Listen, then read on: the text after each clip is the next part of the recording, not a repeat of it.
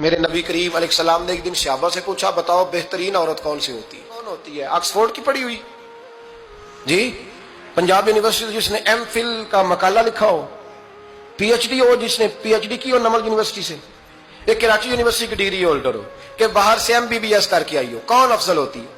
کہ یا جو اچھی گفتگو کرے، نماز پڑھے، عبادت کرے وہ افضل؟ کوئی تو ایسی وجہ ہوگی نا۔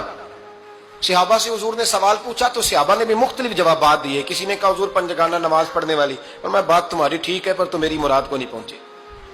ایک نے کہا یا رسول اللہ صلی اللہ علیہ وسلم پردہ کرنے والی، فرمایا بات تمہاری ٹھیک ہے پر تم میری مراد کو نہیں پہنچے۔ ایک نے کہا حضور با پردہ عورت، فرمایا بات تمہاری ٹھیک ہے پر تم میری مراد کو۔ حضرت علی کہتے ہیں بیٹھا میں بھی تھا بیچ، لیکن میں بھی مراد کو سمجھ نہیں پا رہا تھا، حالانکہ شہر علم کے دروازے کا نام مولا علی ہے۔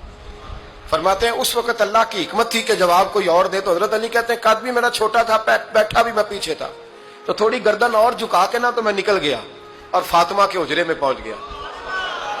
تو میں نے کہا فاطمہ حضور نے ایک سوال پوچھا ہے تو صحابہ جواب دے رہے ہیں، پر حضور کہتے ہیں تم میری مراد کو نہیں پہنچے، ذرا جلدی سے جواب نہیں دیتی؟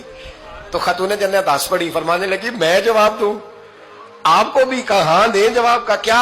فرمانے لگے بتاؤ سب سے بہترین عورت دنیا کی کون سی، سب سے بہترین؟ تو جناب فاطمہ کہنے لگی سادہ سا جواب تھا، آپ لوگوں کو آیا کیوں نہیں؟ کہا چلو بتاؤ۔ جناب فاطمہ فرمانے لگی دنیا کی